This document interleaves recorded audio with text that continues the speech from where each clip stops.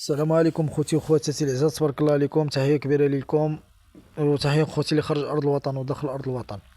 كما كتشوفوا خوتي العزاز، بغيت نشارك معكم هذه الاجواء الجميله بالضبط من سد النخله اللي كيتواجد ما بين مدينه تطوان ومدينه شفشاون. انا ان شاء الله غنشد الرحله ديالي لمدينه شفشاون، وقلت ارى نوصل نجلس شويه في هذا المقهى هذه اللي هنا كتواجد في سد النخله، نفطر. دابا هادي العشرة ونص الصباح نفطر ونكمل الرحلة ديالي لمدينة شفشاون. كما كتشوفوا خوتي أجواء جميلة ما شاء الله. هذا هو السد النخلة، ونتمنى من الله عز وجل يرحمنا بالشتاء. كما كتشوفوا السد يعني ناقص الماء، الله يرحمنا يا رب بالرحمة ديالو.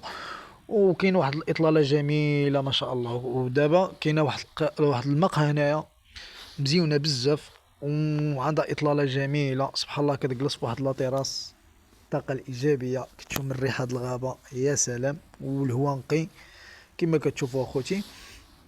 ومقهى نقية وفيها الألعاب ديال الدراري صغار اللي بغا مع وليداتو هادي يهبطوا يلعبوا ياخدوا راحتهم، يطلع يتقهوى ياخد راحتو يجلس ترونكيل يتقهوى، ومن بعد يكمل الطريق ديالو لمدينة شفشاون ولا أي بلاصة أخرى من غير مدينة شفشاون. إلا كان ماشي مثلا وزان ولا شد طريق شي مدينة واحدة أخرى من غير مدينة شفشاون.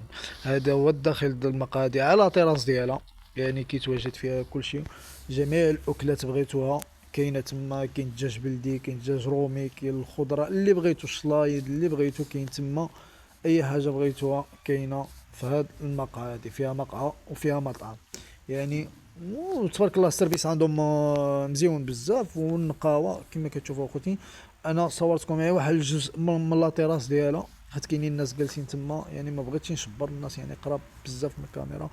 ويعني كما كتشوفوا اخوتي، يعني واحد المقهى مزيونه بزاف، كتشوف مباشره سد النخله. وهذه هي الاجواء. وما تبخلوش علينا اخوتي باللايك والتعليق ديالكم المزيون دائما اللي كنتواصل بهم دائما ما شاء الله. كنقرا التعليقات ديالكم، تعليقات مزيونه في حالكم، وربي يحفظكم ويستركم يا رب. والله كما كتكبروا بيا وبالقناه ديالي، الله يكبر بكم في الدنيا وفي الاخره.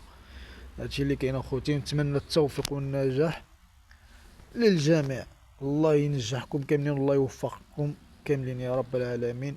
اللي في النوايا ديالو شي حاجه الله ياتيه بها يا رب العالمين. كل شيء قريب من عند الله عز وجل، خص يعيش شويه الصبر، وكل شيء كيتحقق مع الوقت ان شاء الله. باش بالصبر والايمان ديالك بالله عز وجل، وتكون دائما قريب من الله عز وجل بالذكر وبالدعاء، ورب الحبيب ما غيخيبك شيء. ودائما رب الحبيب قد ما كنت قريب من الله عز وجل، ربي الحبيب غيكون قريب منك.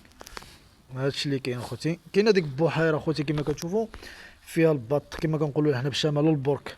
كاين البرك تما كيلعب في الماء، ومنظر جميل ما شاء الله كما كتشوفوا. وكاين باركين اخوتي العزاز، يعني تباركي الطوموبيل ديالك مأمنه باركار، ومشي تقهوى على راحتك، ومن بعد تبر الطريق ديالك لمدينه شفشاون ولا شي مدينه اخرى اللي ماشي ليله. ونتمنى طريق السلامه للجميع. هادشي اللي كاين اخوتي. كما كتشوفوا منظر جميل ما شاء الله.